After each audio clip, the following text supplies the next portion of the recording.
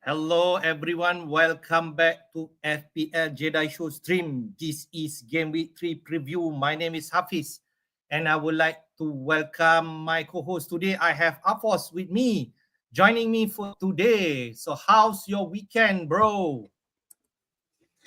Uh, Weekend so far so good, but in terms of FPL result wise, it's pretty bad, to say the least. So looking forward for game week 3, hoping to improve my total points as well as my overall rank. Yep, I agree. We all can say that every one of us got the red arrow this week, and we are still in the millions bracket. Myself is 2 million, Afosz at 7.2, but we are still that close in terms of gaps. There's not much different in terms of the total points. The rank might be frustrating, and as we discussed offline, Afosz, you kind of like activating your wildcard, but then you cancel it, right?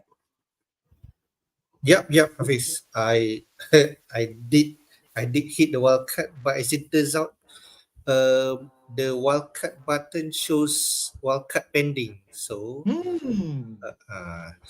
I'm not sure whether it's a new features this season or it has been like that all this while.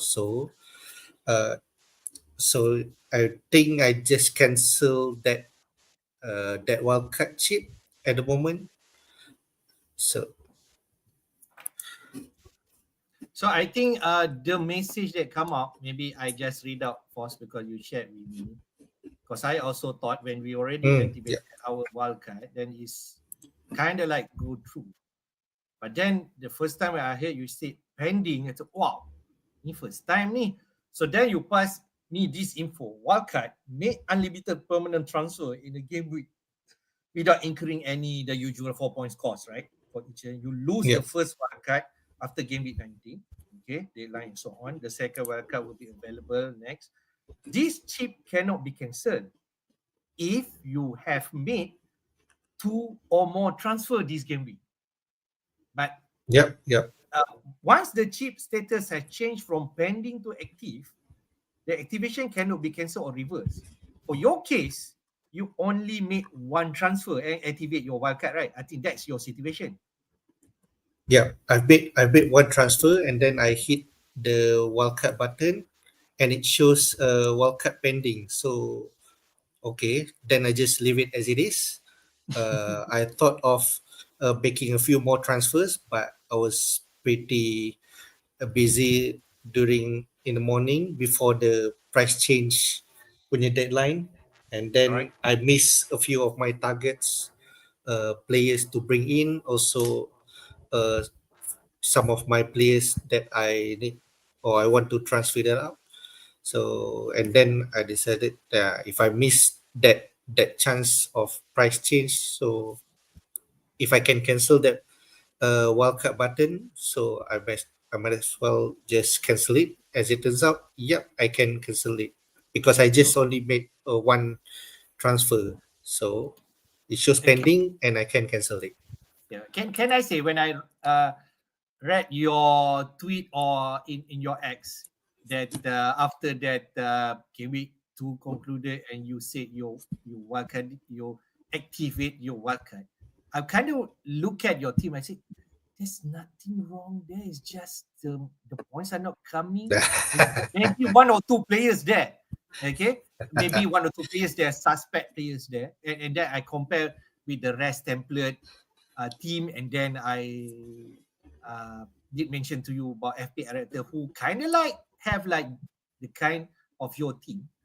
So Mm. then after that, I'm thinking, is that kind of like knee jerk because of rank? What do you think? I just want to understand your thought process when you decided that. Is it more to rank or the week itself?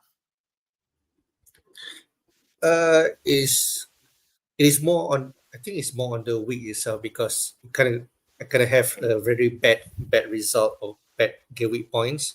So I read think that yeah, some of my players like words not converting and having that kind of price 8.5, and then a few more other premiums like Bruno Fernandes, even the differential Watkins have some chances but did not convert in 2 points. So at the end of the day, it's pretty frustrating result. So yeah, just wanted to hit the wildcard button first before I made any transfers, and then it shows pending.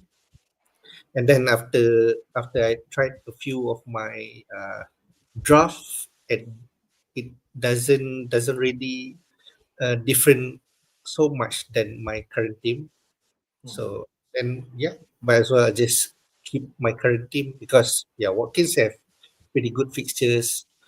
A few of Liverpool versus Arsenal you can go about for this week, and few other players also have a very good fixtures. Forest also have good fixtures. So I don't really think that I need to wildcard at the moment. So So you kind of relieve that wildcard is not activate.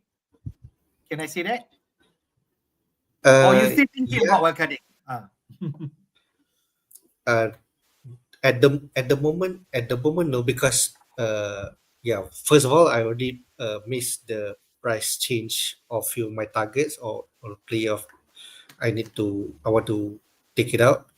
And second thing is that the whole team, it doesn't change much. I can still give the whole team a second chance, or at least for this Gameweek 3 before the international break.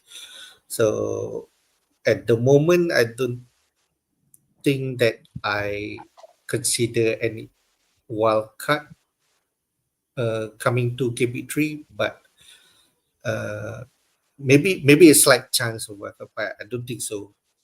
Right? So in a sense, it's a sense, yeah, a bit relief that I can cancel it. You know. Yeah, maybe it's a fate because at that juncture you might frustrated by your team, but now you might more settle down in terms of your team. You feel that your team might you can give like a second chance or third chance for this game week 3. Yeah. Okay, we had a question here. Brandon did ask about I can post this. Yeah, where is Azmin? Okay, We're wondering the same thing and too. okay, the same thing because Azmin should join us for this live stream, but he mentioned he might be late. So hopefully, he can come in later and join our stream. All right. And Yep. then Yep. Brandon did mention about, I think it will be better just to take hit for now, keep the wild card first. I think that's what Brandon mentioned. So I feel maybe the same thoughts, and you should be on the right track. That's what I feel. Okay. Right. So this Yep. is the Game Week 3 stream, and we all know about Game Week 2. It's all about being dominating by injuries, starting from the first game when Chelsea versus West Ham.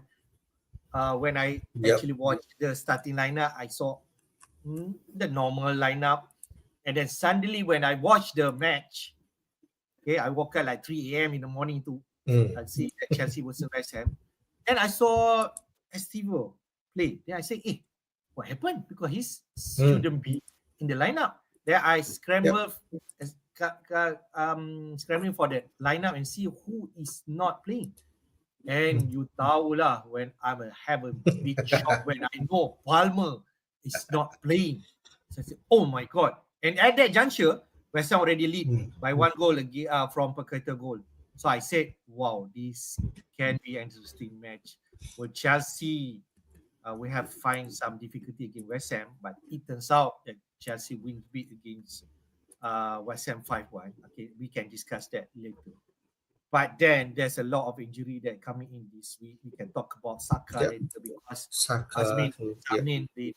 did have him. We have Art Nori playing Right. 30 minutes Nuri. and Yep. being subbed off. Correct.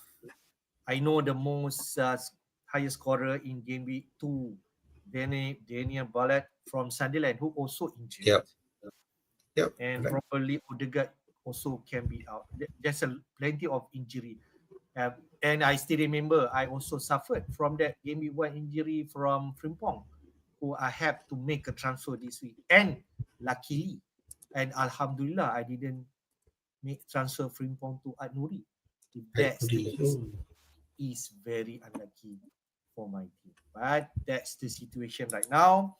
And Azmin, Afosz did mention this will be the last game week before the international break, the first 3 game Yep. week. And if I may mention, maybe around 12 a.m.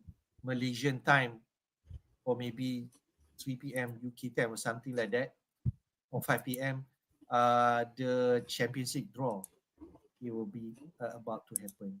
So there's a lot of things.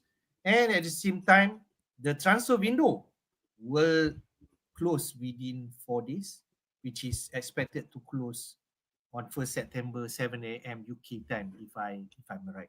So there plenty of things is happening this week, and we should be aware all of this conundrum just to make sure we are alert when we are making planning or team transfer. What do you think, Afosz, injuries, international break, transfer window? Have you been following closely on this? Yeah. Okay. To be honest, I didn't really follow as much for in terms of transfer window, but for FPL wise, I think it will be best to make sure any sort of move or plan ahead.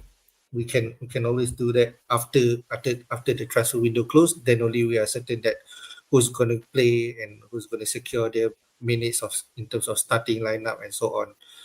Because at the moment, like for example, Brentford's Wisa, his future in Brentford is still uncertain whether or not he'll be transferred to another club or what. But should he he stays in the club, maybe he'll be starting again if the manager decided to do so. But at the moment, yeah, I just waited until the transfer deadline close. Then only we plan ahead from Gameweek 4 onwards.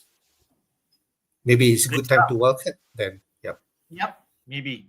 It's depending. Like yourself, you have two, yep. three transfer. I have only one because I made transfer last week. And we shall see how our team plan will be. Let's jump to our team, how we performed last week. A quick one. I scored 52 points. The average points was 51. So it is really tight. And if I watch FPL Harry mention about his team selection video just now, the safety net or safety score for game week 2 is Yep. actually 52. So, but 52. I Yep. still, but I still got that red arrow. You can see there, 1.5 million, 2 million, but the total points is 118. And I read out my team here. The most important things is Palmer out from my team, and on my bench, I have first sub Honza, okay, and then I let Azmin in. Let's get him in sekejap ah. Oh, okay, has been dropped. Yes. What's Yeah. up, Hello, Azmin? Azmin. How are you, brother? What's up? I'm needing to get used to such big numbers, seven digit numbers in the rank. Okay. Let me get the right layout. Man. Layout. Yep. We have three All man right. pot. Okay, hopefully this is the best one. Okay. So Azmin, welcome to the stream. We already did some opening just now. We mentioned about international break coming up. The transfer window was still open for the next 4 days. Really, and yes, it's all about injuries team in game week two, of which a lot of players injured, the likes of Palmer, Saka, Nuri, Odegaard possibly the most scorer, high scorer in game week two, which is Ballard from Sunderland. So that's about that game week two performance. Just to recap about your feeling and your team.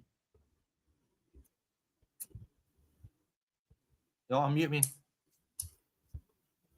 My feelings. Okay, yeah. There's a lot of things that thought would happen, didn't happen. And if you remember at the start of the season, I was talking about how I really expected Cunha to actually start really pushing immediately. So that hasn't happened yet. So in a way, I'm glad I waited. because now there's a lot of things happening with Manchester United at the moment. But again, a lot of things that we thought in terms of our preseason thoughts, hasn't really happened, or or has happened, or is inconsistent, and that's something. And there's quite a lot of popular FPL assets that as of now have yet to perform after 2 weeks. So we still need to Yep. see what's going on there, and will they eventually come good? All right. Quickly on my team, we're discussing about how we perform in game week 2. Scored 52. I'm glad Palmer injured and the first sub, not Konza, because he's suspended, and Van der Ven coming in. A rare clean sheet for Spurs because people are expecting Man City to score, Haaland to have a big Yep. week, but it is not meant to be. Spurs kept it shut and scored 2 goals and a clean sheet, and Van der Ven coming in for 6 points. I am happy to welcome him into my team to sub out in for Mr. Palmer, who I'm not sure how he's about right now. We can discuss on him later. Sales disappointing. Forest no clean sheet. Palace scored against Forest 1-1. The Sunderland defense. If you played Dubravka and Steve combo last week, then you got 12 points. But to me, I feel Sales a better keeper in a better team. And I want to hit some of the points. But I did feel Steve. I got 6 points. Police have a big win against Sunderland, who was excellent in game week 1 against West Ham 3-0. I have to make a transfer because Prim Fong is injured until the international break. And I decided pening fikir siapa lah nak masuk. In the end, I decided just to trust the best defense in the division. So I go for Gabriel. My old flame. He got 6 points only. But can you imagine if I go for Timber? I would never imagine that. But if I go, then Timber will got me 24 points. We can talk about him later. Cucurella, Chelsea, no clean sheet, but he got an assist. So he continued that form from game week 1. Okay. Talk about Van der Ven. All blank in my attacking front up, except for Mo Salah. We know last minute assist. Liverpool won 3-2 against Newcastle. Very, very intense game against Newcastle. But I think I just want to point out the Mr. India from Everton, who people are thinking whether he's good or not coming into my team. I also have second thought after that game we won. But in the end, Mr. Grealish pulled out some good cross and India scored in the first game at the new stadium for Everton, Hill Dickinson Stadium. India got that 1 goal, 1 clean sheet, but there's also potentially alarming for India because he's not playing 90 minutes. It's about around 60 plus minutes.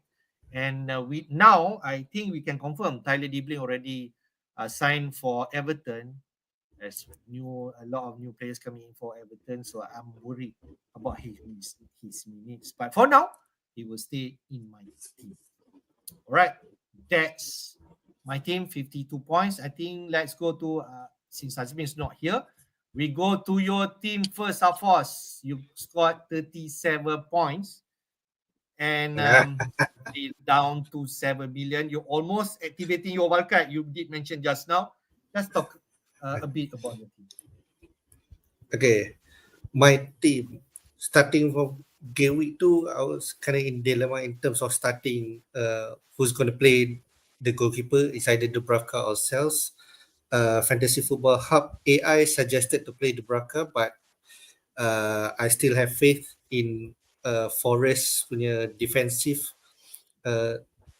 lineup, so this is why I started Sels instead.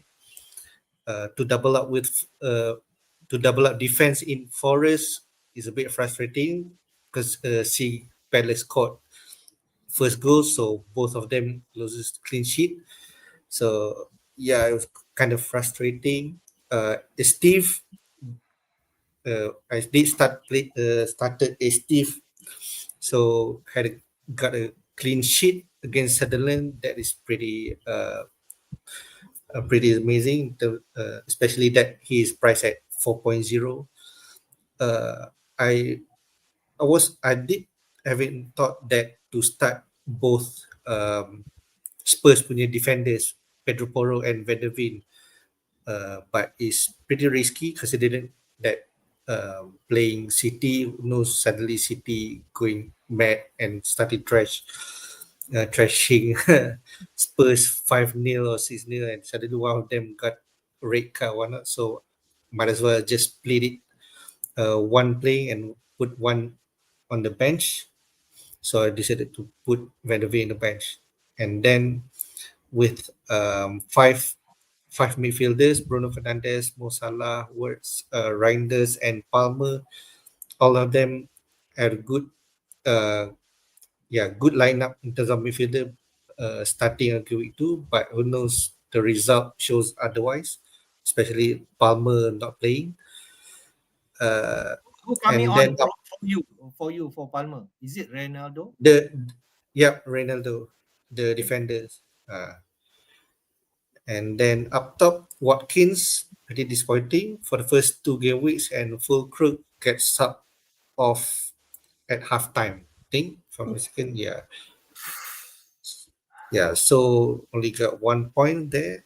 So all in all, in terms of starting for game week 2, I'm pretty comfortable, pretty satisfied in terms of who I choose to start, but the result showed otherwise. So which is why I was kind of frustrated, and then I hit the wildcard buttons and it shows wildcard pending, because before I hit the wildcard button, I did make one transfer, and then I hit the wildcard button and it shows wildcard pending.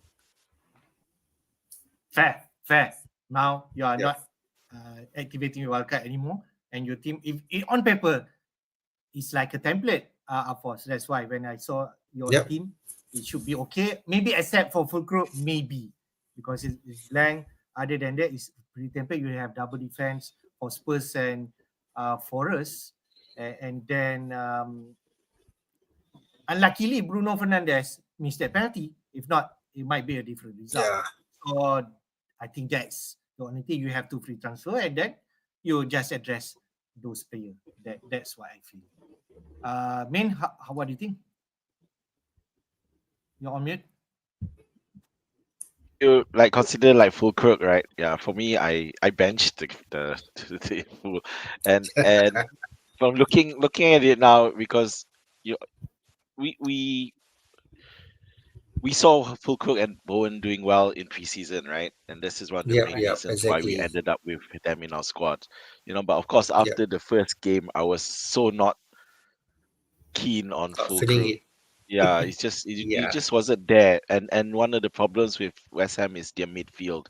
The midfield just looks old and slow, and it's just not firing and not providing the right service. Not feeding the forward enough.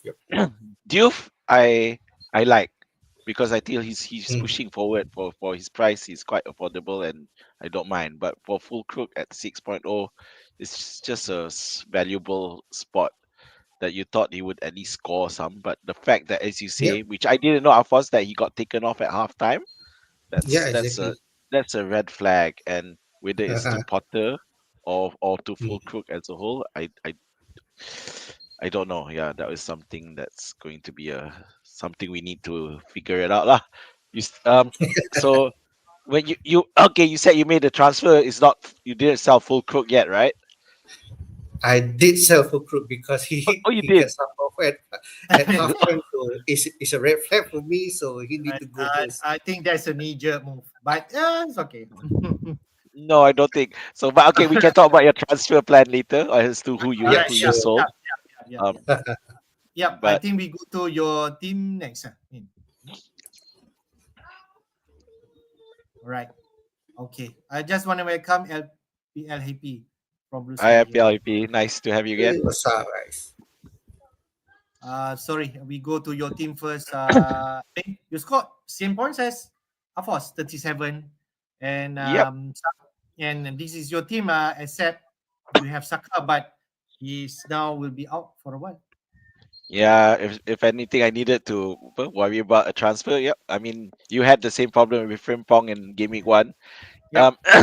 If you remember, I asked you to transfer in Ballard, and then that guy got himself injured. So, but anyway, so yeah, I had Saka helping, and he did eventually score a goal. And but only to get himself injured in the 52 minutes and looking like he's gonna be ruled out. So if you notice there, I had okay. So Sales again missed out on the clean sheet. Cucurella also missed the clean sheet, but did get an assist. Uh, Ronaldo, Dingo. Let me talk about the Sunderland people first. So they played away to Burnley, and I really thought that they would come good, but that's something that maybe I underestimated the home advantage impact. So Okay. maybe the home Yeah. advantage does play a part, especially for these smaller teams. Okay. So so you have Reynaldo and Adingra and Mark Gui, of course, because he didn't see any play. So I clearly wasn't gonna play him. With Doof, I really was not sure whether to bench him or who was it? Arias. Yeah, it was Arias who I was considering, but in the end I still went for Arias.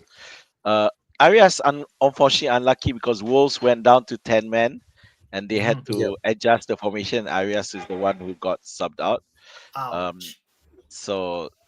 so Barnes who's who luckily survived that Newcastle Liverpool match without a yellow card, and Okay. that was because I don't know if you watched the full match or I watched most of it, and Okay. every it's just on fire. Newcastle were going all out against Liverpool, and you were just worried. And I do worry that even though Liverpool did eventually come out with a win, but the cost it is gonna the cost or toll on Newcastle themselves because Tonali's out, Jolinton's out, Gordon is now suspended for 3 matches. So yeah, um, and yeah, Liverpool were lucky, no doubt. But yeah, I'll take the win. I'm not Okay. complaining. A win, a win. Yeah. Then, as you say, Haaland blank, and again Spurs. I mean, I really considered captaining Haaland because I um because I saw that midfield Spurs midfield in the first match against Burnley.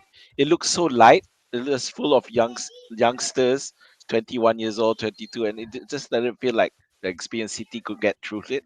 But in the end, I Mm. chickened out of captaining Haaland because Spurs are City's bookie team somehow, and that's why I chickened out. And looking back on hindsight, I got it right there. They not only did Haaland blank, City blanked, which was Yeah. insane and Yeah. made me glad and Pedro Porro. I But mean, at the same time, remember, I thought you're thinking of captaining Saka at one point. No. yeah. I thought of captaining Saka at one point, but in the end, I still defaulted for Salah because of Salah's record against Newcastle at St James Park. Because the last game at St James Park, Salah came away with 2 goals and an assist. And the scoreline for that one was 3-3. So there's a lot of goals and yes, again lots of goals, but unfortunately Yeah. Salah was the only got an Almost assist in blank. the end. Yeah, almost blank. But Almost blank. just like Gaming One, he managed to pull something off right at the end. Yeah, exactly. Great So yeah, stuff. so that's my team, and the only thing was the Dubravka because as you see it, because I was fielding Sunderland players, so I just Yeah. didn't. If I'm gonna field Dubravka, it doesn't seem to make sense. So Yep. Yeah, so yeah, I exactly. missed out on that. So yeah, bummer. Okay. But I think when seeing three of our team, we all have cells. Okay. Uh, I and Afosz have Palmer, which we might need to address. You do not have Palmer issue, but now you have Saka issue. I There's think Saka issue. yeah, so. That's what the same are we thing. all are we all moving to the same person? I don't know. Maybe. Let's But I see. think Hafiz already moved to some of the players that I feel he will do. Okay, take a quick look into the FPL Game Week 2 stats, at least a bit, just for kind of like review or hindsight, looking at what happened in Game Week 2. Most transfer in Game Week 2 is no others than Mr. Reinder from Man City. Everyone want him. He already risen his price from 5.5 to 5.7 right now. He's the hot property in Game Week 2. But you know what happened, right? He's blank. So that's the typical FPL, of which the most transfer in curse continue this season. Okay. And who else from that top 5 transfer in? Wood blank. Iketike got a return at least. Balat injured. Semenyo at least got a return if you one of these 988,000 owners. For Gameweek 2 most captain players, Mo Salah, 2.9 million, almost 3 million captain. So like myself, like 3 of us lah, right? Everyone captain Salah right, this week. Got that 5 points. But if you go for Haaland, you blank. If you go for Palmer, 1.2 million, you depending on your vice captain. Most probably people will vice captain Salah. And if let's say you go vice captain Haaland, then you only got 2 points. But it's merely 3 points, but it still matters, right? So, main FPL for Gameweek 2 stats from this, what do you think? Yeah, so I guess this game week 2 seems to be a perfect illustration of why you don't necessarily need to knee jerk and jump in for the guys who scored the week before. So but Rangers would blank, of course, Balat disappeared, but Semenyo did okay. TK is the one exception to the rule. And for those who sold Pedro scored, for Yep. example. Yeah, so those are the things.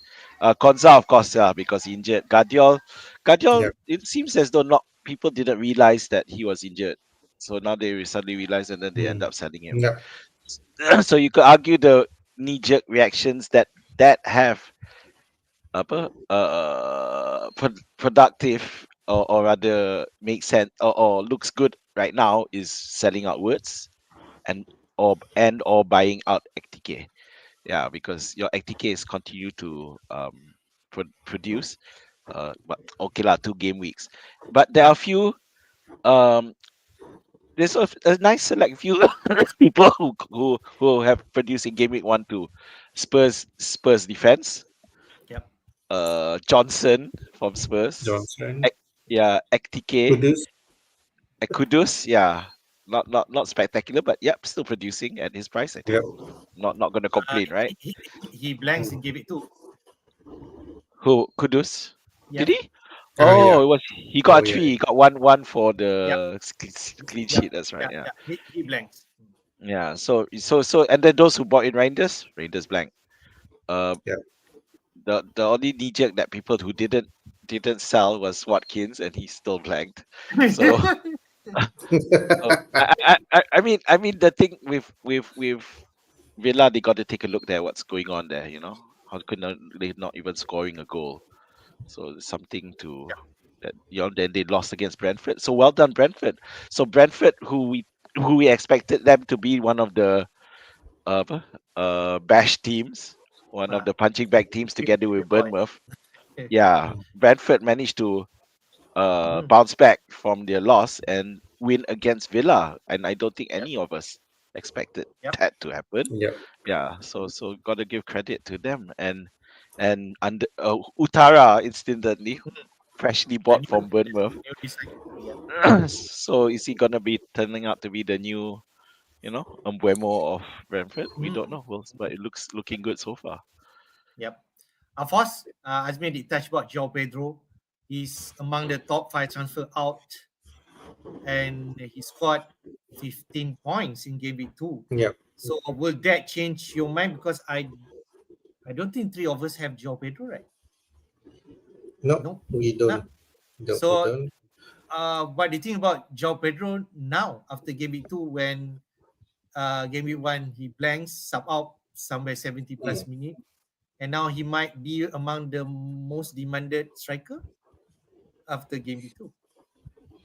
Yeah. I think all this while we know that João Pedro's minutes gonna be managed along with Dilap. This is why the first game week he didn't get any return and then he got sub to Dilap. But as it turns out, game week 2, I think supposedly the same situation, but somehow Palmer got injured during warm up, and he started along with the lab. So he plays behind the top striker, just like during his time in Brentford behind Welbeck. So, Brighton, you mean? sorry, Brighton. Yeah, correct. Behind Welbeck, so he did pretty well. So for Chelsea punya game so far, yeah, he did well too. Which is why most people, I think, yeah, first of all, most people transfer out because of the game week one result, but we don't really foresee that he's gonna play along with Delap now that Yeah. what they call Palmer is injured. Not Yeah. so game week three. Moving on to game week three onwards, now that Palmer is injured, possibly maybe a few weeks. So people are taking chances on João Pedro because seeing how he performed in the overall team by providing, feeding, and also able to score goals. So yeah, and also he's one of the players that I missed during the price change. I did consider to bring him in, so but I missed during the price change minute deadline. So but then we'll see how things goes game week three onwards. All right. Let's go into more depth on the team of the week for game week 2. And we can see who performed, who should we consider, what the takeaway from this team of the week. The most highest scorer from game week 2 is Mr. Julian Timber. He now, if I'm right, I read somewhere he matched TAA big points somewhere in 2019, 2020, 24 Yep, points. correct. I remember. I think that one TA versus Liverpool versus West Ham. If I remember Whoa, correctly. you can remember that. It is very historical for you, Cat. And Julian Not Timber bad, not bad. I like that. matched I remember that kind of 4 points. stats. Okay, I'm not sure whether people are interested in him. He's still at 5.5, 1.6 million. If you want to have a piece of Arsenal defense. Other than that, Califury, 13 points. And then up front for Arsenal, we have Mr. Gyökeres, who scored 2 goals. And he's on penalty. I think that's what people want to confirm. He is now confirmed taking penalty for Arsenal. Other than that, 2 players from Everton, they got the big win, or rather, the first win at their new stadium, Bill Dickinson. Pickford saving a penalty, typical Pickford. No wonder people need to pay him 5.5 if you want people Exactly. right? Because he can produce the kind of point. 15 point from Mr. Pickford, and we have Mr. Grealish, Jack Grealish, who the new signing from Everton. He only subbed in the first game. He starts in game week 2, 2 assists for Indeye and also James Garner, if I'm right. And he got 3 bonus points, so 11 pointed there. 2 players from Burnley and Bournemouth. Mr. Cullen, I thought he is a defender, so he's in midfield. 40 points, and Mr. Anthony. And then we have Tavernier and also Diakite from Bournemouth defense. And tidak ketinggalan 2 players, Dango. Azmin did mention about him. 13 points. 13 points, 1 goal. I'm interested to know how's that breakdown. I think he got some DC point, if I'm right. And Mr. João Pedro, 1 goal, 2 assists, and 3 bonus point. I go to Azmin first. Anyone interest you from this game? So obviously Gyökeres, because which was I forgot to mention, that was the other reason of probably not captaining Saka, was because I heard from my understanding that he had lost penalties to Gyökeres. Penalties. Not that it matters now because he was injured. So, but I can't safely, but it was a reason that I didn't captain Saka. But Gyökeres looking good and adapting. I think there were concerns that he's not gonna adapt so quickly, but looks like he's taken to it like on water. Dango we mentioned just now. Pedro, yes. I mean, I don't know if it was because of the Palmer injury, but I have to say I totally did not expect to see both Pedro and Delap starting together. And when you looked at the game, Hafiz, I'm sure you saw, is that Pedro was everywhere and he seemed to be much more involved than Delap. And if there were any doubts in terms of who's gonna get the priority to start, it does look like Pedro is going to be the one for now. Yeah. So because he's already opened his account and with 2 assists, meaning he's also not just trying to score but also creating. So I think we can safely not expect him to start. Just a note on Timber. The thing with Timber, Hafiz, I know you've mentioned this now about having Gabriel. If you imagine if you had Timber, but the reality is Timber didn't even start the game week 1, so it was going to be hard Yep. to look at him. And he came in as a sub. So yeah, Calafiori continued last week, game Mhm. week 1, game week 2, and he's the other guy I wanted to mention in terms of consistently game week 1 return and game week 2 return as well. So yeah, so I'm not sure about Diakite and Tavernier. Tavernier is someone I'm putting on my watch list to see whether Radar. Yep. he can be consistent. And because I think I mentioned in our previous stream with the who's going to be the next player who will step up in the absence of certain players. So is Tavernier going to be the one who's stepping up in the well, I don't know if it's an absence because Evan Nilsson's still around, but Kluivert lah, who's Clever. absent at the Good. moment. Yep. Yeah, Right. yeah. So we'll see. Yep, right. Azmin did mention about Calafiori, so I did just quick reference. Calafiori scored in game week 1 and he produced 2 assists from this game week 2. But as we all know, Lewis Curly is definitely somewhere there that we think anytime maybe ada rotation that could Itulah, work. that's why the problem. Right. Yep. Yeah. There's a risk there. Yeah. I go to Afosz. Who else you interest here? If you can see there, maybe I just mentioned like Jack Grealish, he's still at 6.5 million. If he keep continue to do this, can he be an excellent price bracket for people like managers like us? Yep. Yeah. Exactly. This. I think most probably Jack Grealish, should he play like game week 2, I think he's gonna continue to be starting and at least to continue providing at least an assist in each game. Uh, Looking at his style playing, even during his time in Aston Villa last time. So more or less it's like that. But in terms of overall, out of these 11 players, I like João Pedro because I think for in terms of his involvement in Chelsea, he's everywhere. He's providing, he can score. So and then also he has very high ownership in terms of forward. I like Gilchrist as well. He's one of my target to replace Watkins at the same price. But looking at Arsenal fixtures, I think Arsenal have tough fixtures Yep. for the next 3-4 game weeks, if I'm not mistaken.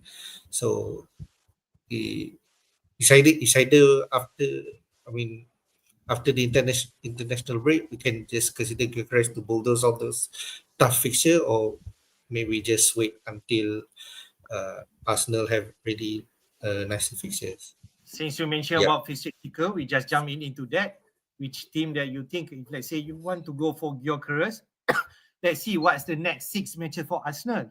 It's going to be a tough one.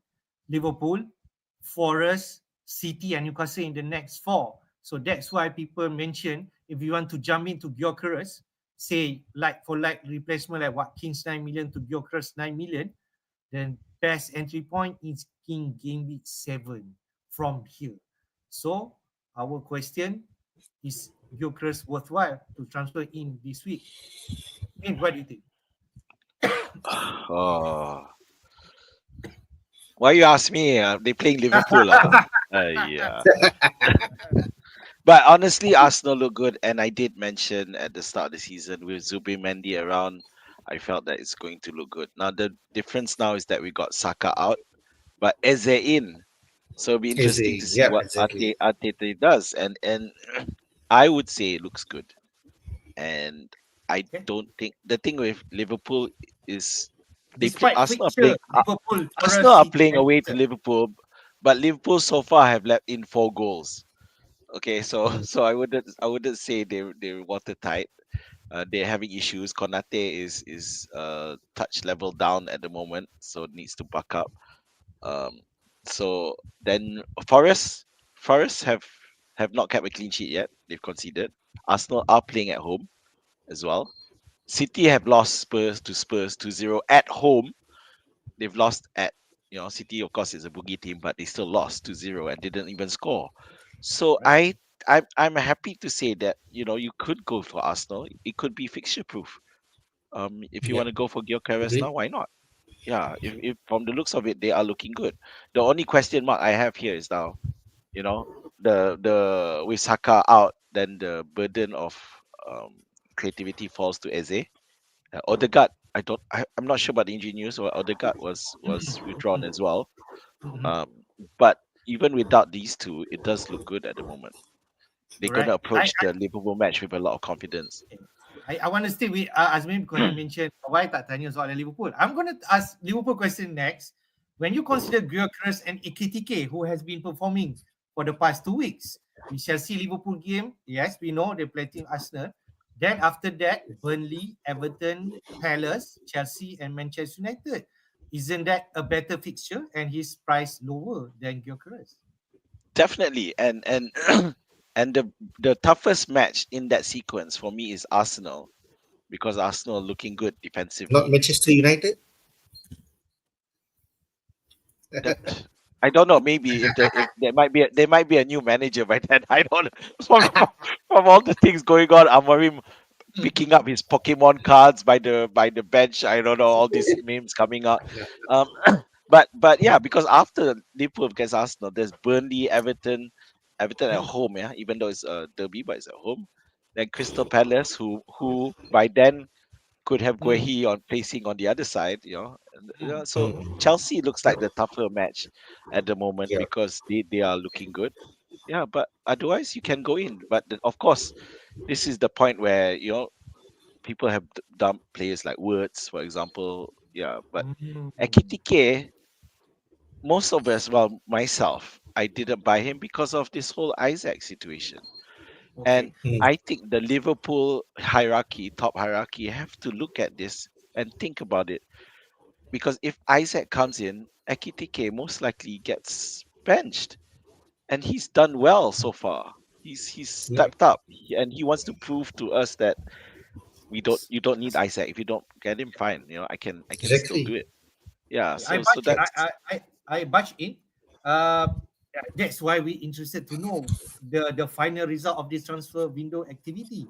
If let's say Ekitike, sorry, Isaac is not moved to Liverpool, and probably Ekitike will be the main man for Liverpool, this. and he's safely to be picked. Yeah, yeah. I mean, he's doing the job, and this Isaac situation is getting tiresome. To be honest, I'm not a fan. But if you remember, getting words was not straightforward either. It took quite a Right, while. It took quite a right. long time, and words still hasn't really, produced FPL wise anyway. Yeah, Yeah. and he still seems to like adapting to the physicality. I Yep. like Liverpool squad, but again, we are a squad in transition. Look, when you look at it, there's at least five new players in that squad. Uh, Mm. compared to last season, who are going to be regulars, who we expect to be regulars, whether it's Ekitike, Words, Frimpong, Kirkes, So four. So okay, so that's four. So we need time there. So I don't see for clean sheets, which is why I said going for Arsenal attack. It should be something to consider. Right. People like us, Afosz, I go to you. We have Watkins in our team, two blanks in a row, but see that Villa fixture, top of the ticker. Palace, Everton, Sunderland, Game Week 5, Fulham, Burnley, and Spurs, two promoted sides in the next six. Are we feeling tired and need to move him on? Yeah. For Yeah, Watkins, you mean? I I yeah, I I, for I, Watkins. I ask Afosz. Yeah, but FPL being FPL, because as the Villa looking at the top tier having a nice fixtures for the next 6 game weeks, but who knows that despite these good fixtures and Watkins potential of scoring goals, and he might end up not scoring any in this all these good fixtures. So might as well just move to another reliable attacker maybe even Gyökeres, who has tougher fixtures in the next four. But at the moment, I'm still having faith on Watkins. But game week four onwards, I might consider AKTK. That is after the transfer deadline close. So we know for sure the whole situation Isaac and AKTK punya place in terms of starting lineup. Fair. You can see here, plenty of options you can go. You can go with AKTK and Gyökeres, or go for the likes of Joe Pedro. You mentioned Chelsea have some at least favorite fixture, except Liverpool in the next six. People talk about Crystal Palace because Villa playing this week, like the likes of Joe Mateta and so on. A nice entry point in game week four if you want to go there after international break. But I think let's discuss a bit. Looking at this fixture ticker, we have problem about Palmer possibly out. We have Saka also out for Azmin. Who's the ideal replacement? Are we going the kind of like premium 8 million plus? People already also getting concerned over it about words. Should we go even down to 6.5 million, so on? So, May, are you still there? I can't see. Yes, I'm still here. Sorry. Oh, my camera's off. I didn't realize. No, All right. the thing is, at this point in time, when sorry, looking at how the premiums have failed to produce, it feels like I've got this vibe of let's go cheap and save the funds and wait till someone produces and then buy them. At least we don't feel so bad buying a cheaper player and we don't know if he performs or not. Because right now, there's just too many who haven't performed that who we expected to perform. But of course, for the Drowsu striker, you will definitely look at. For those who don't have Pedro like us, shall we bring in Pedro now? Yeah, because Pedro, they play Fulham, Brentford, United, Brighton, Liverpool, and Forest. And if you look at that sequence, none of those teams have kept a clean sheet so far. Okay. So even though they're at the bottom half of the ticker, it's not that. Oh, Brentford did keep a clean sheet against Aston Villa. Sorry, Yep. but none of but other than that, it doesn't. I feel the fixture ticker is not so. Yeah, I mean, basically, is they bought in the bottom 10 because of Liverpool, but we know Liverpool right now they're not. The defense is not sound. So I think definitely Pedro is someone that you could consider if you got money lah. Afosz for full crook. Bloody hell, that guy. Transfer Palmer out and Fulcrum up lah. I think that's the way to go. So sell Palmer, buy Pedro. Interesting. Yeah, maybe. All right. What do you think, Afosz? Who are you looking at if let's say to replace the kind of Palmer go down? Yeah, I think. Or maybe I just put you into context. People are Mhm. looking at Manchester United players who has the best entry point this week playing at home against Burnley. Are we still? Yeah. That's the market trend right now. I mean, whether we That's the market trend. yes. We are seeing Manchester United trashing But Burnley, people, but we know that the result what Burnley will people are trash doing again. right now is getting in Bruno, Chunya, and Bomo in for that Burnley game. So that's the trend right now. So maybe that should be the one. Later we look at the projection market. Yeah, it's a thing to consider that if you have one transfer, Palmer or Saka will be transferred to especially Manchester United's another midfield. Those who do not have Bruno Fernandes might consider Bruno because he might still take penalty despite his shooting to the moon of the previous game. But should anyone who does have Bruno, another option is to bring in Cunha because he's been lively. He just didn't convert all of his efforts. But then again, if you have two transfers, you might just consider bringing one of Manchester United asset in the midfield, as well as João Pedro up front, because you know that he can place, he involves in the goal involvement. So yeah, for those who didn't have João Pedro yet, it's a thing to be considered. All right. Let's Well, take a look at some. I mean, before you talk, let's take a Yeah. look at some numbers, and then maybe after that we change our mind. All right. In terms of goal involvement for the past 2 weeks, we know Haaland in the top right now, 2.76. Yes, 12 penalty touches and 7 goal attempts. All right. But I think if you want to go in midfield, ganti Palmer or Saka, maybe Semenyo is the answer.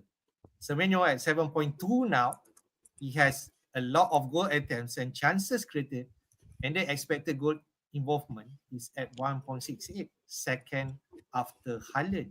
Maybe Bournemouth. Okay, you can reverse back to see the Bournemouth fixture. Other than that, maybe not so much Welbeck, Estevio, because he's just playing the game.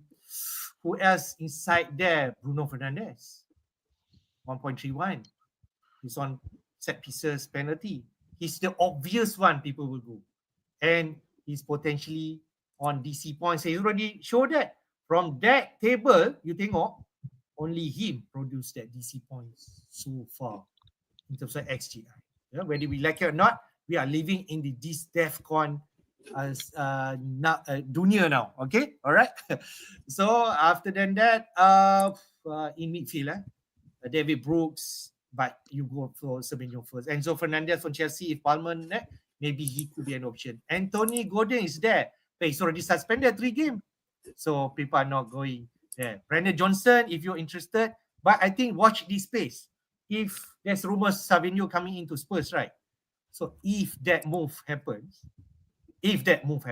Johnson plays could be in jeopardy, right? That's what I feel.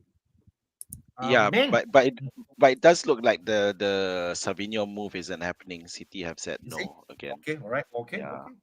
So just the Semenyo thing is, as much as he's produced in both games, his next game is against one of, is it the only team that has kept 2 clean sheets so far? Who still haven't conceded a goal, which is Spurs. Yeah, Semenyo plays Yep. Spurs, right? Yes, away. Yeah, Yeah. yeah. Not the nicest entry. So that just gives us pause. Although to be fair, Brighton, Newcastle, Leeds, Fulham are all which come after are all good matches to consider. And the other thing I want to point in terms of stats is that Semenyo had 14 touches in the penalty area. If you look at that Penalty. list, the only other person is Charlison. So for a Yep. midfielder, that's music to your FPL ears. Wow, he's just there, and Yeah. and and for once, his conversion is better. He's taking a lot of goal attempts as usual. This is what he did last season as well. Yep. The problem is his conversion was pure, but looks like it's improved now. Yeah, so yeah, even though that matchup against Spurs is a bit of an obstacle, but it looks good at that price. Hell, Haaland has less touches than Semenyo in the penalty area, which is quite a surprise for me. So maybe Semenyo is the answer. If you are thinking Palmer and Saka replacement, and you can see there maybe the fixture. Just take a look on the fixture back for Bournemouth. Yalah. Yalah, Spurs, this is the Brighton, sorry, go on. Newcastle, Leeds, Fulham, and Palace. Right? Maybe not the nicest entry point against Spurs, but maybe. But yeah, still in the top half of the fixture table. Yeah, the problem, yes, you have Palmer at that price. I will need to. Do I need to spend somewhere? People feel gatal when they have all these units in their bank, so that's why they try to go with the more lebih kurang expensive. type of price. Yeah, Yeah. but I think we should, and from what I mentioned earlier, why not just go for the cheaper ones and wait for the rest to come up and finally perform before we look back at the premium assets. The cheaper ones are performing. The Johnsons, the Semenyos are doing better. Okay. So let's conclude. Who's your top 3 replacement for Palmer and Saka in the rank? I go to you, Azmin, first. 1, 2, 3. See, after all that talk, nope, not Semenyo, not Johnson. I'm still looking at Cunha. I have rights to Cunha more than most other people FPL players. Yeah. Name him. But one thing I want to say, which I haven't noticed any content creator talking about, but I want to talk about because I have felt it. We seem to have forgotten this season that Cunha can be volatile character. So you see, he's got to be frustrated by now, and then yes, this morning he missed his penalty kick. So Bruno will still keep his penalties lah. I don't think that's an issue. Okay, yeah. Yeah. Because this morning he kept another penalty. Yeah, but my worry now with Cunha is that he's frustrated to. I'm afraid he's hidden to that point where he could Oh, dia meletup. get sent off. Yeah, exactly. Meletup in the wrong way. Because I have felt it twice last season, and I still kept faith in him because I knew what he's capable of. But you have to wonder, is that part of his game gone, or is it still there? Because I feel it's still there. Yeah, and Yes, But I you still go number one Cunha, right? Your top I rank. don't know. I'm that part because of he's this a Cunha morning. fan. Yeah, because I'm a Cunha fan, but this morning's results is making me pause a bit. Because I'm worried about his personality. He played 90 minutes. They don't have 120 minutes. They don't do extra time anymore. So at least, so it's like, but he did play 90 minutes. Mbuemo was a sub. He came in as a sub, I Yep. think. Yeah. Yep. So that's the thing is Cunha missed his penalty and Mbuemo missed the I think most final importantly, penalty as well. Mbuemo scored the goal for Manchester United. I think I just want to highlight that. That's true. Yeah. That's So, but true. he missed the penalty that led to the game losing lah. The long penalty shootout. Yeah. But So after that one circle penalty, anything can happen. It can happen to anyone. yeah. So I'm not worried. In terms of whoever has Bruno, he should still keep penalties. Since you talk about Cunha is in the table despite he's at the bottom. 7 attempts, 2 chances Oh, created. tak nampak kat bawah. He's No, there thinking. Yeah. Yeah. Yeah, he's doing pretty well, I think. But like you mentioned previously, Azmin, I think he gonna get explosive. It is a matter of in terms of goals or in terms of red cards.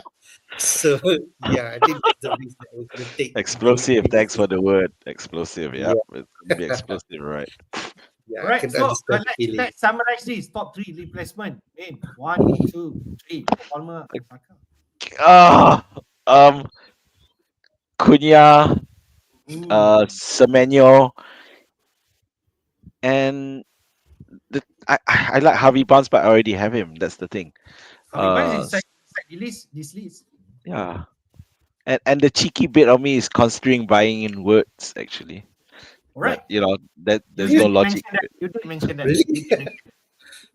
So that's Azmin choice, top 3. How about you, Afosz? Cunha, Bruno, Mbuemo. Okay, fair. If you ask me, I think the template one people will go, and what people will do is they go Bruno first. So I'm gonna say number 1 Yeah. Bruno. No, if you don't have Bruno, that's the number one pick. But I think most of people already have Bruno, so Cunha is the next. So if you don't have Bruno, so you need to consider bringing him because I think he still takes penalty. Fair. But we shall see. All right. We discussed a lot. I think Brandon, if you can update in the chat about the UCL draw because they're still streaming. And Yeah, thanks for that. I'm curious to know what's going on now. Spurs, they mentioned about Newcastle also. So we are not sure who's fighting who, right? Okay. Let's go to last a bit in terms of stats. Just quick one in terms of Defcon because this is what people are talking. I just want to mention who has back-to-back Defcon points. Okay, Gameweek 2 stats. Who has scored 4 points now? Because 2 and 2, right? After Gameweek 2. This is the list. And people should think. Tarkowski, who we mentioned, banyak dapat Defcon last season. If they're implemented, he is on back-to-back Defcon. VVD, Van Dijk, we did mention also, he's the one that people should watch out. He has that back-to-back ni. Other than that, you want to go cheap, I think Senesi, Lacroix also people mention. Burnham, I'm not sure so much, but he got at 4 points there. But under the radar, they like from Manchester United at 5. But if I say at 5 million, I think I'll go for the Crystal Palace first because that's what people are doing. So maybe a bit of comment. I go to you first. Afosz, is Defcon something in your mind? Not a priority, but it's something that is good. It's good to have at least. But if you have other player, other options that were better in terms of attacking, might produce aces or might even score goals. So I think that's the most priority. But Defcon is a good to have at least in terms of, in my opinion. Right. I mean, since you already seen this table, is these players are in consideration when picking, getting defenders and so on? Not for me, no. So So far, I fair. have, I don't think I have any Defcon players at the moment. So yeah, I'm Who not. has Ronaldo just now? Sunderland. You Oh right, yeah, mate. Ronaldo. I do. That's right. That's right. I Ronaldo. have. I do have. 2 DC point, ma. Yeah. Ronaldo. That's right. Yeah. Yep. So Ronaldo got that's the DC that's points. it. Yeah. So happy with that. So yeah. So I guess I do. See. Yeah. No, I mean at the moment I can't see. Because I one point I was in a group I was considering Dogu, and then someone mentioned to me, you better go to a delight. At least the better chance for the Defcon. If everything goes wrong, then the Defcon at least comes back. But I don't want to look at Defcon as that, because there's something to fall back on. So so the Defcon should. That's what, I mean. I picked up Pedro Porro. If you remember, he did accumulate some nice Defcon in preseason. So I know that at least he still has the priority is still those attacking things, but he is capable of collecting those Defcon as well. So that's where I'm working at in terms of abusing the Defcon points. Is someone who does enough for attacking contribution, but also is capable of doing defensive contributions. I'm going that way. So in that sense, none of these come up because Van Dijk hasn't really scored very little in recent years. Not much contract. Yeah, so I don't see anyone here at the moment. We'll see Okay. how in the next few weeks. Yep. I just want to point out because I've been following also FPL Wire. Those price that Raza did mention in terms of Defcon, it is real, but he did mention about metrics because maybe we don't overthink so much about Defcon. You still need to think about the bread butter clean sheet and also attacking rate. And also Defcon should be number 3 in terms of subset metrics. So if they say dia kata, if you picking defender and it hits these 2 metrics, whether Defcon dengan attacking return or clean sheet and Defcon, so maybe that is how you should evaluate your defender when you picking. So it doesn't actually that. Maybe. So I think that's much. I think that's more logical. I think when we're thinking about defender picking, think about this 3 metrics. If he hits 2, then maybe he's a good defender. That's what. Yeah, something to consider. Yeah. I like the logical thinking there. Agreed. Okay, let's go to people are thinking about wildcarding this week. Even Afosz. So maybe just take a look. Wildcard draft lah kan. Ni ada satu from Fantasy Football Scout. The number 1 is Salah and Haaland punya combo. The draft 2 no Haaland but have Salah. And if let's say we are thinking about this draft, potentially draft team you're thinking and you're nearly to this team, so maybe it's not time yet for you to wildcard. So like we can compare to team macam Afosz mentioned, right? So if let's say you go Salah and Haaland, which is what Azmin is now team because he has Salah and Haaland, so you could have this team because you already you already know the cheap enabler that can perform. Sa Kudus Reinder. I think that's great. You go up front, Haaland, Wood, and João Pedro. You could go Mateta if you want, okay, and triple up Crystal Palace. You can see that Spurs are dominating this year. Poro, Van der Ven. We have Sels and Dubraka. Or you can go Kelleher if you want. I feel if you're because Brentford can keep a clean sheet and go cheap Richards, Consent, and so on.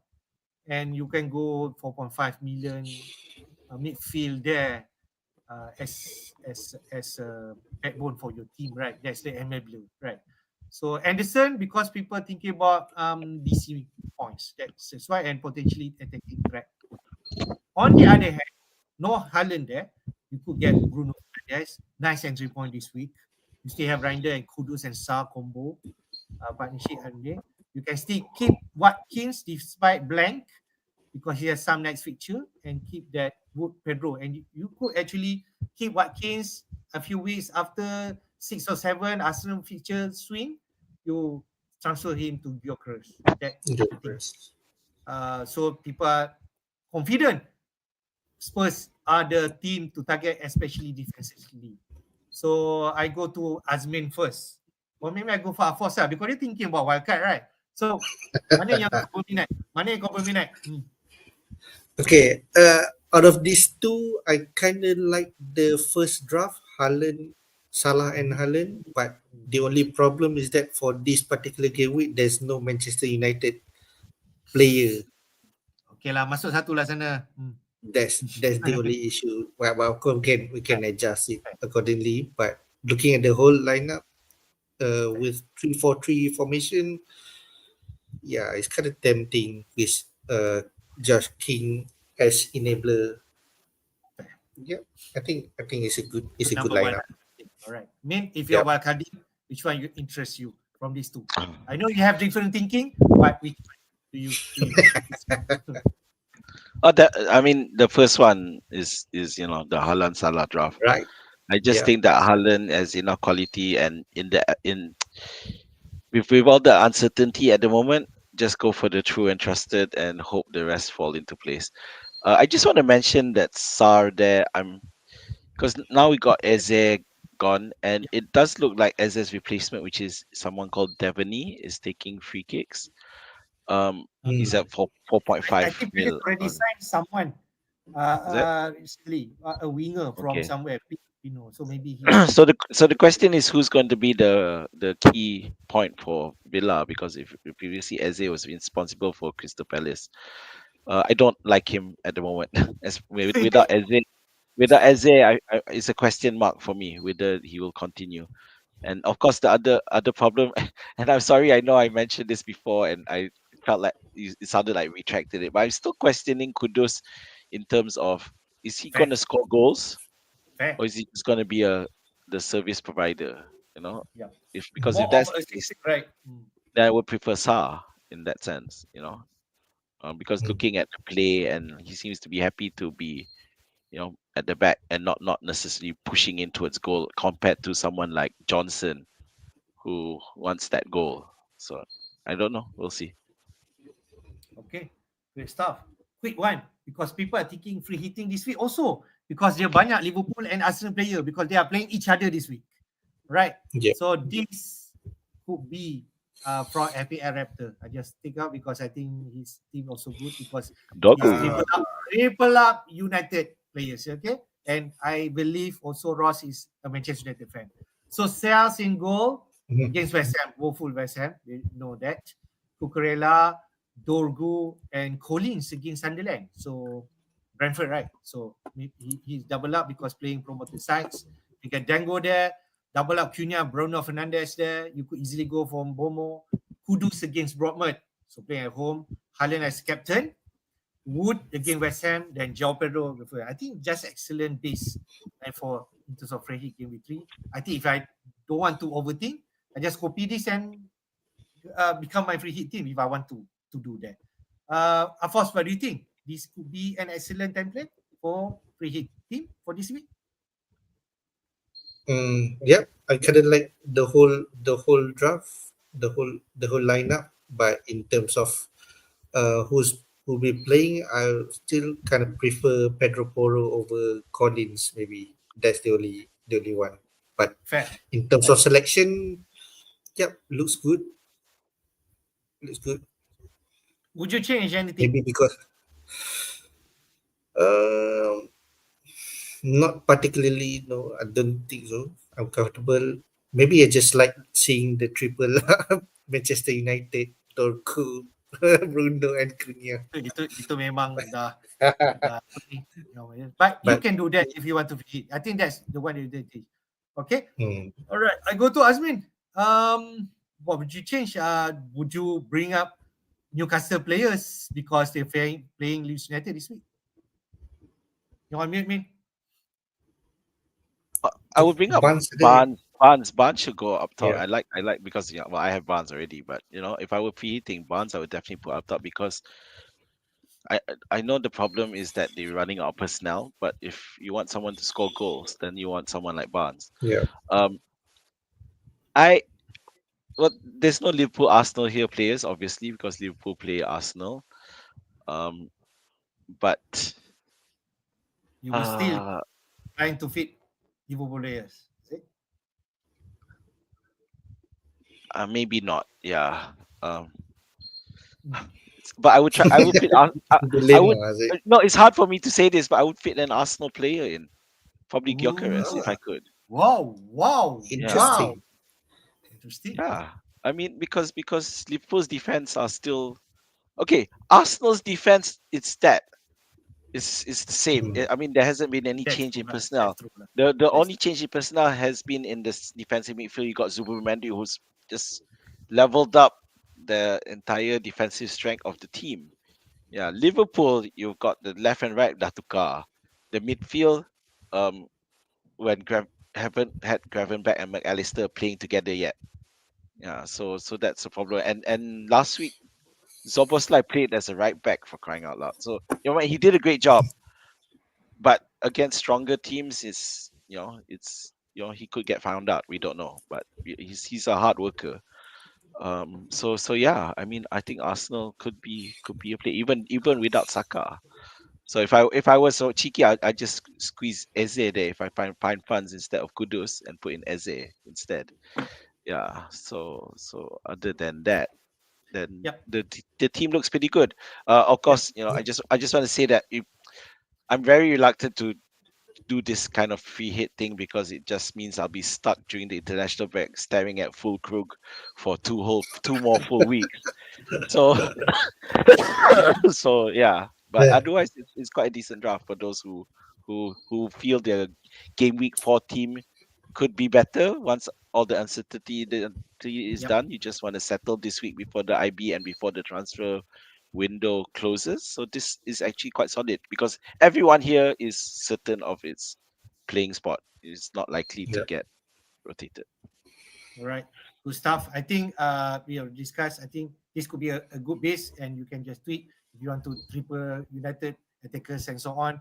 I feel if you're free hitting, Haaland could be the captain that to go to. That's what I feel. Unless you are more inclined to João Pedro at home against Fulham, but they are playing early match, so that's one thing that.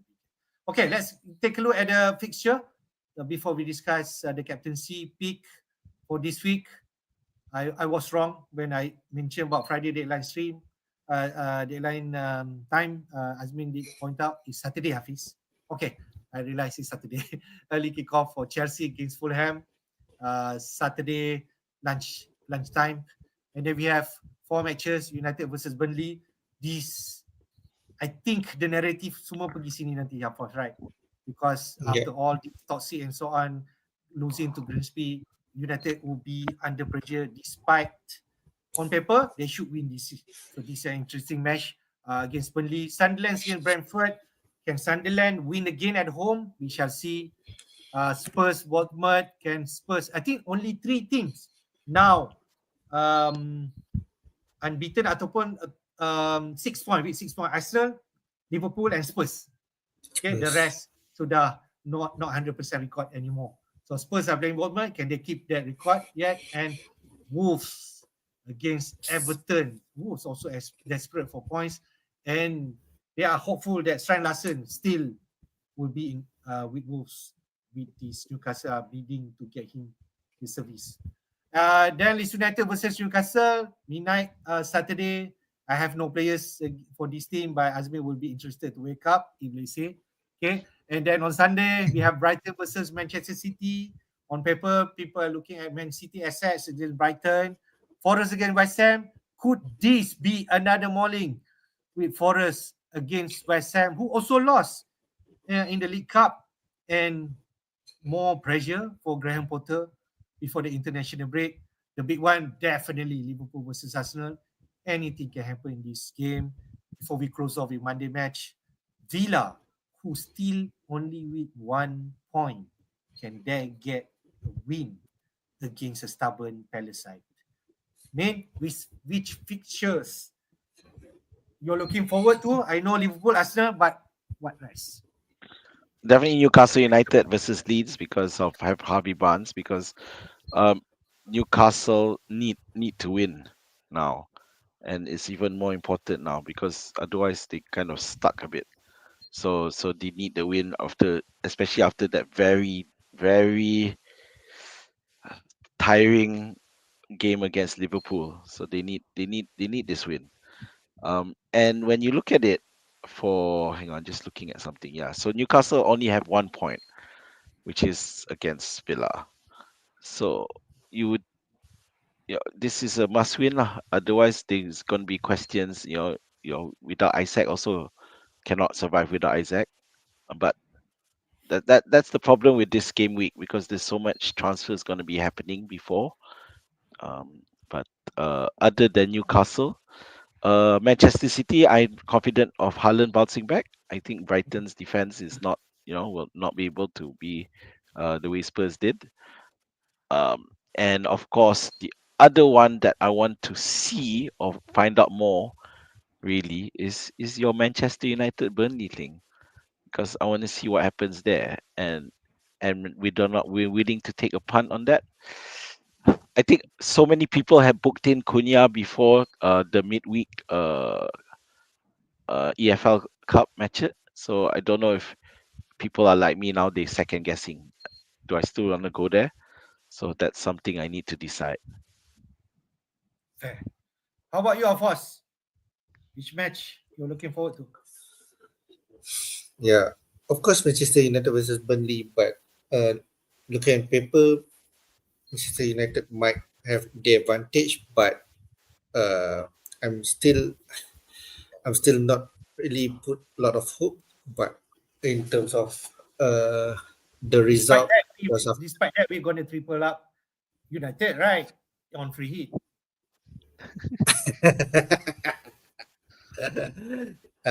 Yeah, because looking at the whole lineup, we are what I call, we still put on belief that Manchester United gonna put some game and possibly maybe trash Burnley.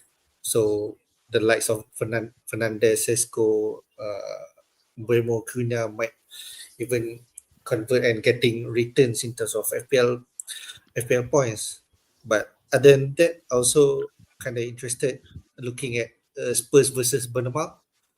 For one, I have two defenders from Spurs, and another one is looking at whether or not Semenyo is able to shine versus Spurs now that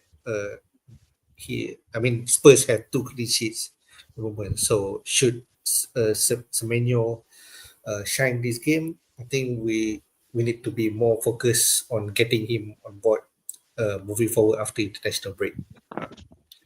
All right. Let's take a quick look in terms of the prediction of market. When we talk about we should target United, the market actually point to that, because the GW3 teams to target is United in terms of projected goals and percentage of keeping clean sheet against Burnley.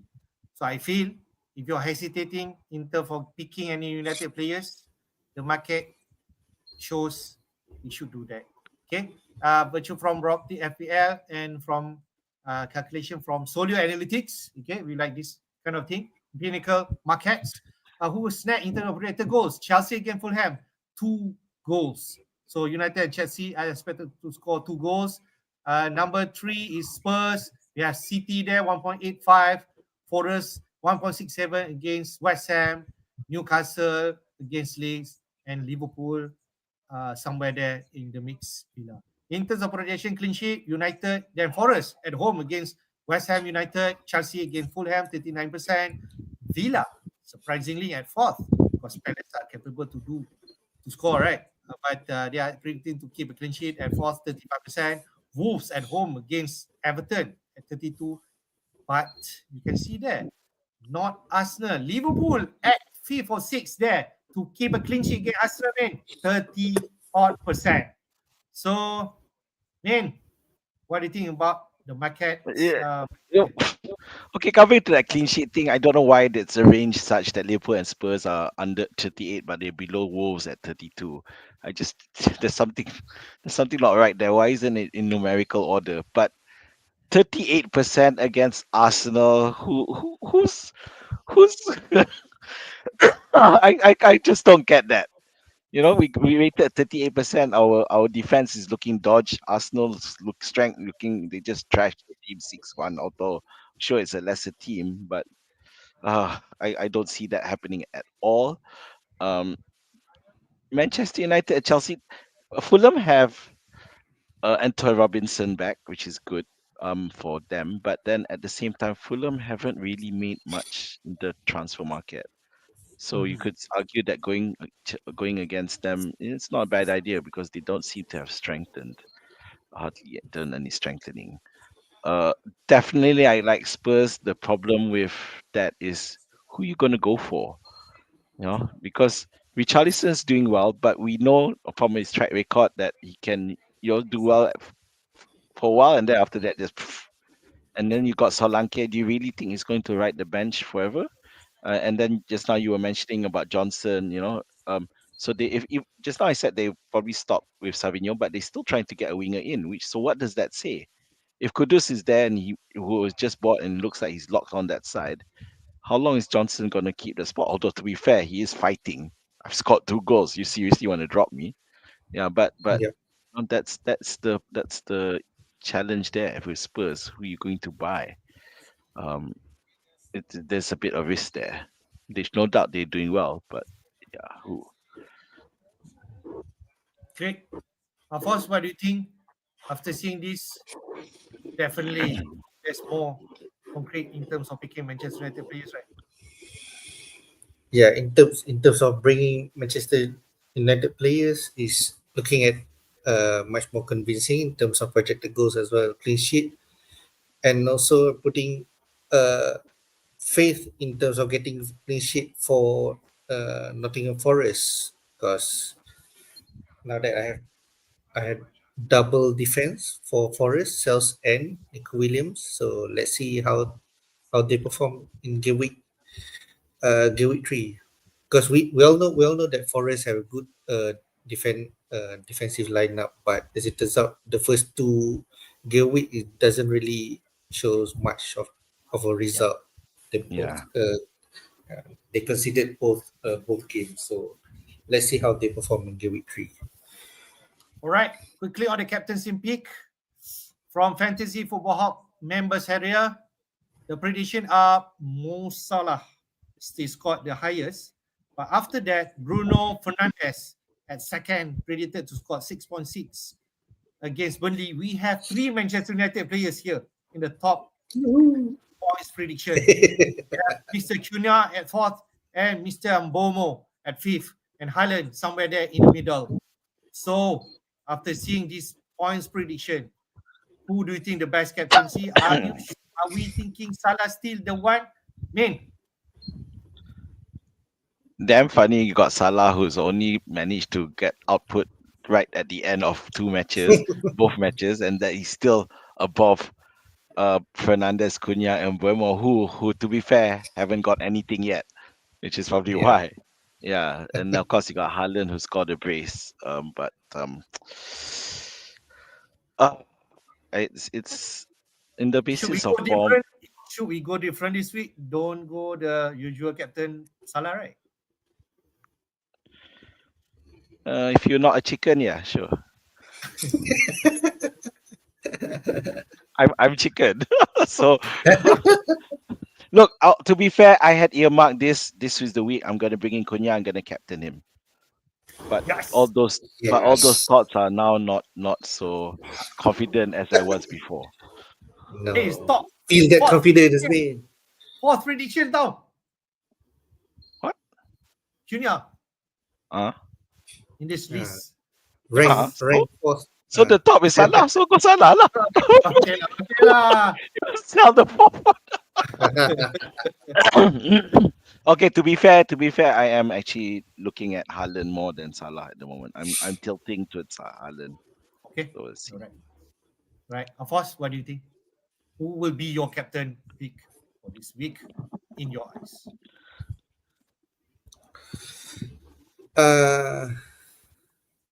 Okay, Salah, we know that he can perform, but looking at the fixture, Liverpool versus Arsenal have a good defensive lineup. So, Sorry. Reaction. Salah might have I don't know. Salah being Salah, he still can score. I don't think you're gonna pick Salah right this week. But for me, I don't think I'm gonna pick Salah. It's either Bruno Fernandes or Cunha, but I'm leaning towards Cunha, to be honest. Wow, great stuff. For me, I don't have all these players. I left with Salah. What would you see later in my team? Because I'm going punty this week. Let's go to our team. This is my team. No money in the bank. Only one free transfer. I have Palmer issue to attend to, but we shall see. Sales in goals, no question. At home, not Dubravka away to United. Anything can happen that game. Konza is back into my team. Sorry, not Steve. It should be Van de Ven. Okay, Steve down my bench and Cucurella. I'm going to bench Gabriel this week. But could it be a wrong one? Because I still remember when I benched Gabriel against City, he scored. So double digits, right? Yeah. So I'm still thinking whether that's the right decision. On paper, Gabriel should be on my bench. I have India in midfield. I have Salah. I have Kudus. I have Palmer for now, and Rogers and Watkins and Wood up front. And you can see my captain on Mr. Chris Wood, who face a woeful West Ham side at home. Am I mad? I might be, but my captain armband is at him. If Palmer are ruled out, which potentially he is it crazy that I'm going to roll a transfer? Because I feel I just want to finish this transfer window.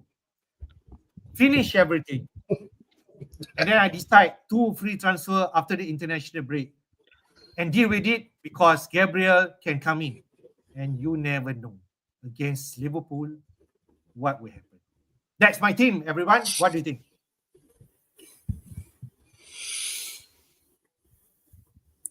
Yeah, I think it's a good pick. Even with a rolling transfer, you can still manage survive Gameweek 4. I think most probably with a good result, Gabriel might score a goal. The result might end up draw or either one team wins the game, but Gabriel has that potential to score anyway. Have you thought of putting VDV as first sub instead? Oh, sorry. The VDV is actually no VDV is playing over Steve. Oh, sorry. Okay. Steve. I mean, I'm gonna go your way. I'm gonna captain someone different. I'm gonna go Wood. What do you think, me? Is it me? What do you mean my way? I'm chicken.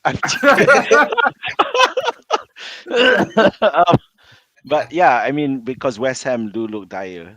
To be fair, Forest aren't going to be the template to exploit West Ham's defenses because they don't play the same way anyway. But yeah, I can still see Wood scoring against West Ham. Um, but Watkins, Rogers, I guess that's your big question mark there, lah. Because if I'm gonna stick. I'm yeah, gonna give them a chance. no, you give them a chance now, which is fair. I guess my question is that let's say both of them still Aston Villa still don't turn up. What happens for your international break for game week 4? What you gonna do? Then there's quite a few questions that need to be asked. I What have two But free transfer. Say, I have two free transfer. Then what will happen? I just quick one look at the fixture chicken. Quick one only. Yeah. You can see game week 4. Crystal Palace lawan Sunderland at home.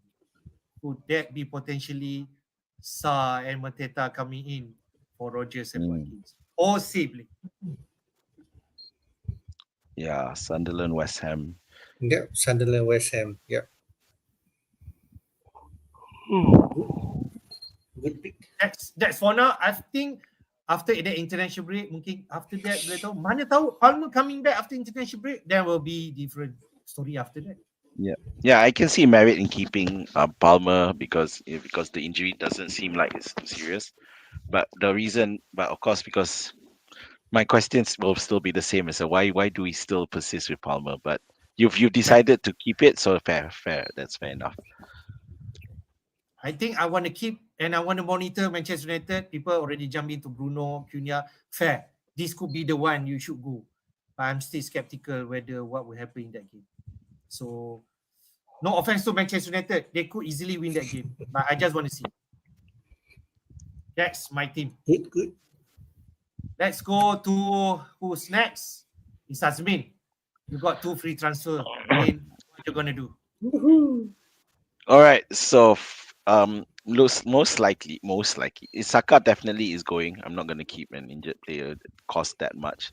So the most likely person that I have on my list is Cunha, and so it's really a loyalty thing, Not not Bruno, no. because he might take penalty.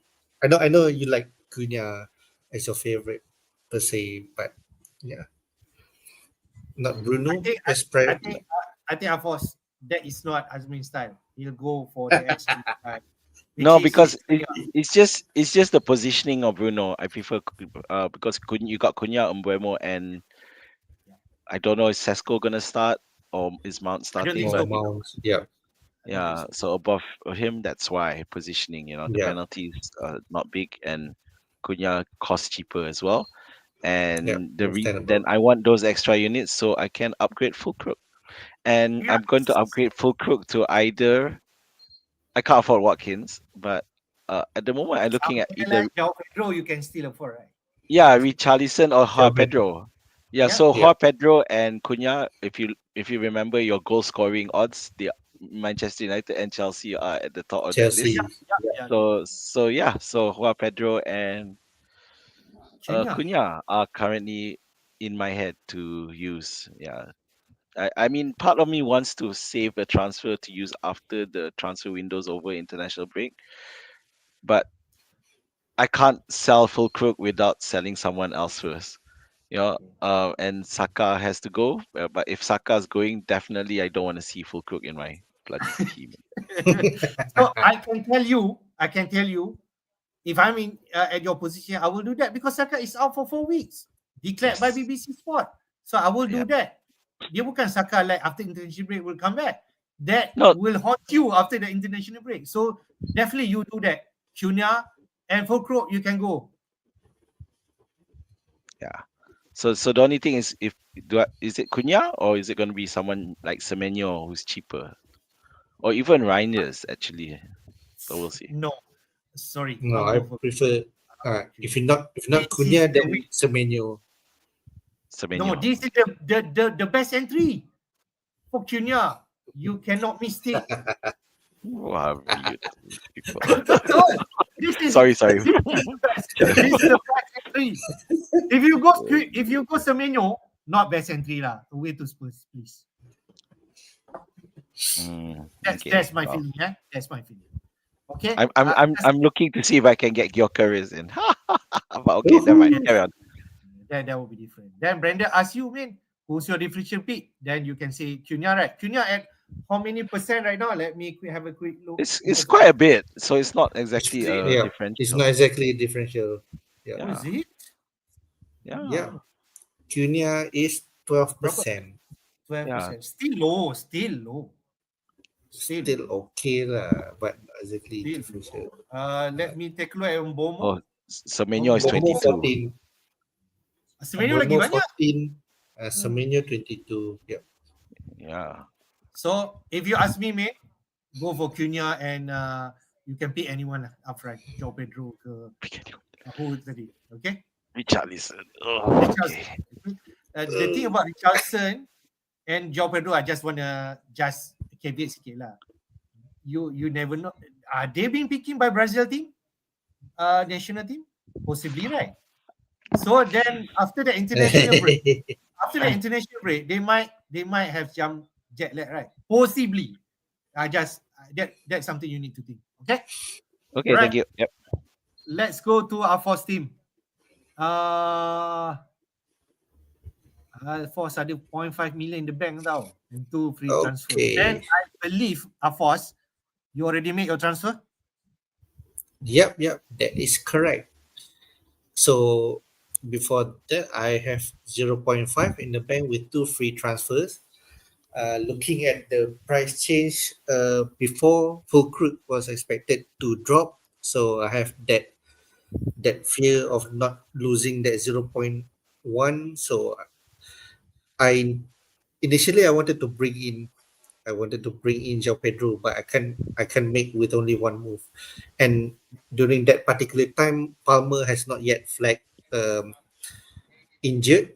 I know he's been injured, but in FPL is not yet flagged yellow. So I did one transfer for Krug to Thiago. That is the what you call the initial player that was supposedly to bring in during game week 1, but I decided to move to Fulkrug because looking at how West Ham did during preseason and his minutes is secured in terms of overall, because Thiago during that time still uncertain. Still uncertain with visa situation and all. So now that during that particular time, I really need to make one move. I don't want Fulkrug to drop, so I transfer out Fulkrug and to bring in Thiago. After that, then only I hit the wildcard button. So it shows wildcard pending. Then that is where I realized that this is something new, or maybe before this I didn't realize it all. But you can cancel your wildcard when it shows pending, like we mentioned earlier of the stream. For as long as it shows pending, you can cancel it. So I did consider wildcard, to be honest, but I missed the transfer, the price change deadline. So João Pedro already gone up, Words already gone down. Then I decided, if I tried to cancel it, so I can cancel the wildcard. So moving to Gameweek 3 with my current team, and with Palmer out, with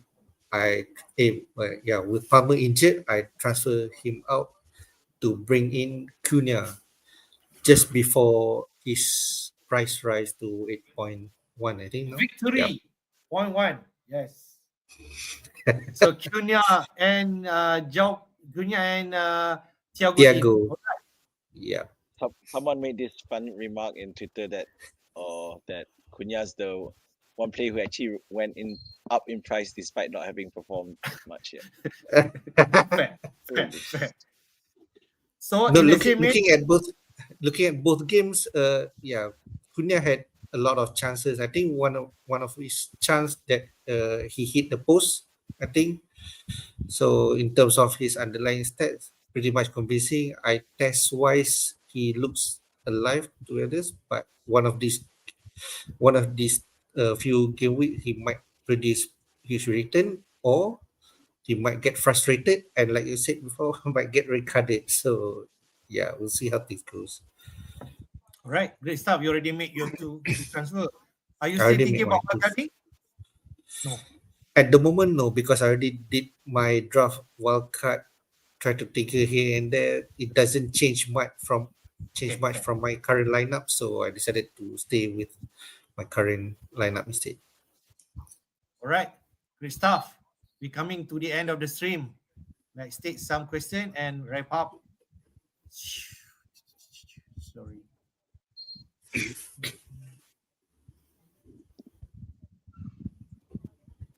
Okay.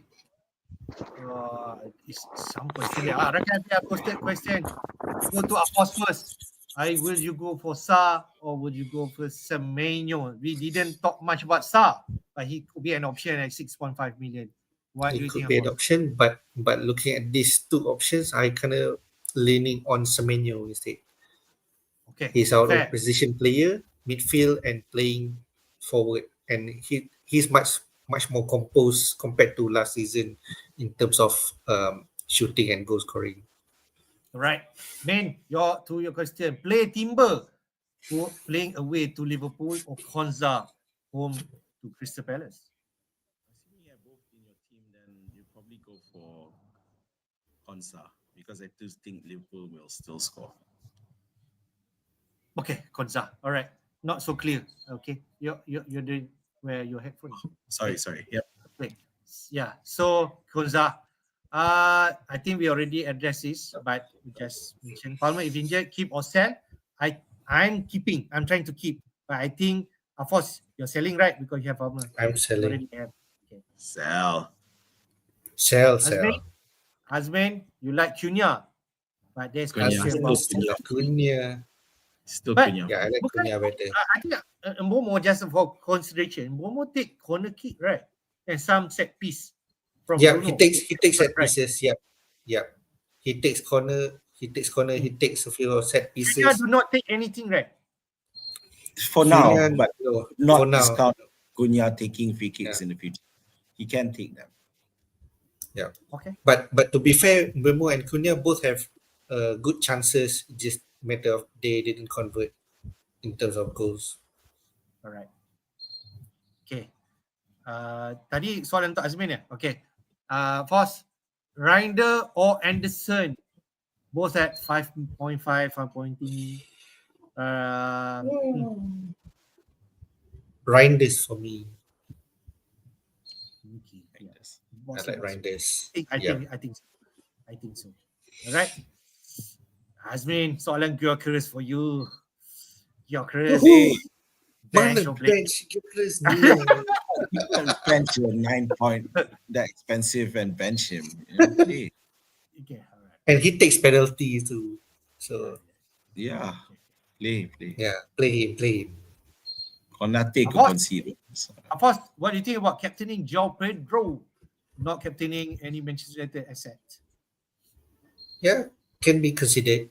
Looking at previously the projected score, I think Chelsea second can. Yeah. early It's a good- match. No it's a good- thanks. No thanks. Yeah, exactly. Okay. Early match. Twill Like Media Kandi said.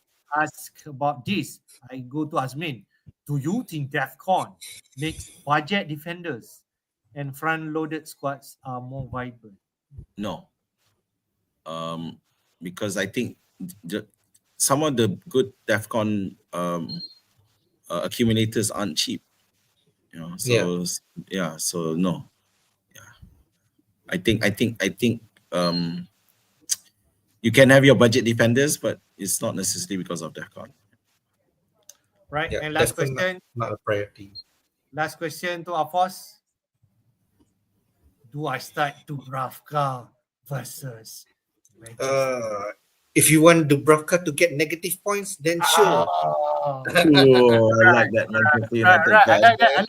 like that. We Fan come right to there. the conclusion of Gameweek 3 stream. Thank Confident. you everyone for watching. Do support us by hitting the like button and subscribe to our FPL Jedi YouTube channel. Azmin, your last word? Team news is quite important, and also transfer news, because you pick up a player and suddenly someone comes in to position his place, it does change things around. So be careful. So check out team news and the transfer news that happens, or things that are likely to happen, and decide from there. Great stuff. Afosz, your last word. Yep. Same.